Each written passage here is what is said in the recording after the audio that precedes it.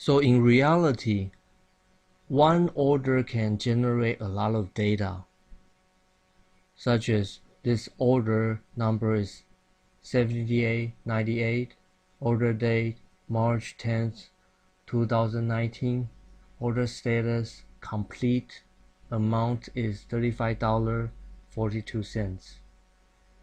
And this is information that you need to store somewhere, and usually there's a big database that they can store it.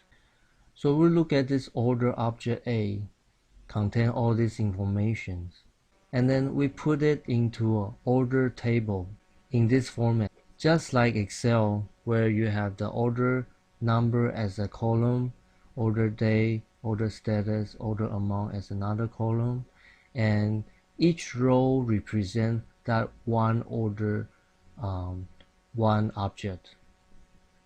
So one row is one record, one order in this case. So basically, database, in this case, we can call DB order, and this database contains a lot of different tables, and one of the table can be order table.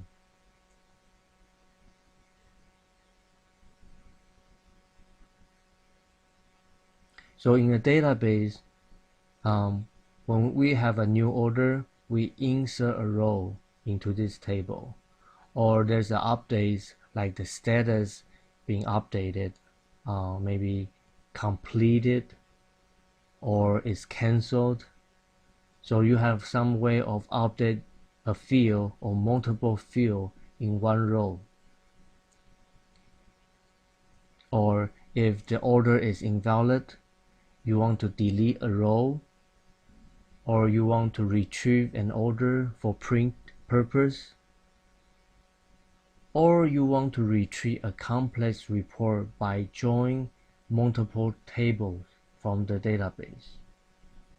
So as you can see, we have so many data, and there's a need for a big database like this, which store order table, customer table, restaurant table, and inventory table.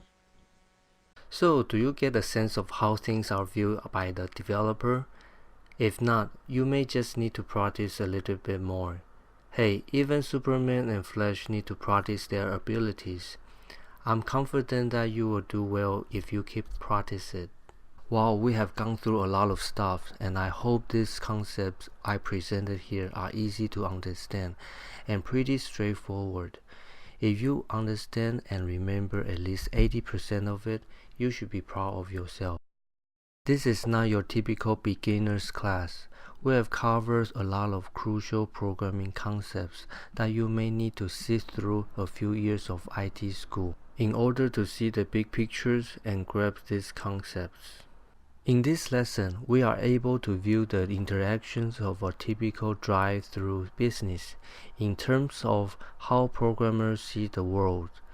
Despite we have not done any programming yet, we are able to identify input and output, and then translate what we see into written form and document it. By identifying things like systems, objects, functions, data, we are able to draw simple use case diagram and data flow chart, and understand the needs for storing data and retrieve it when we need it.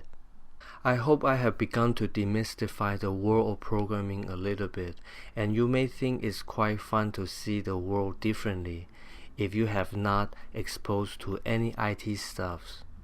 There are just tons of stuff needed to show you, and I hope you can continue our courses.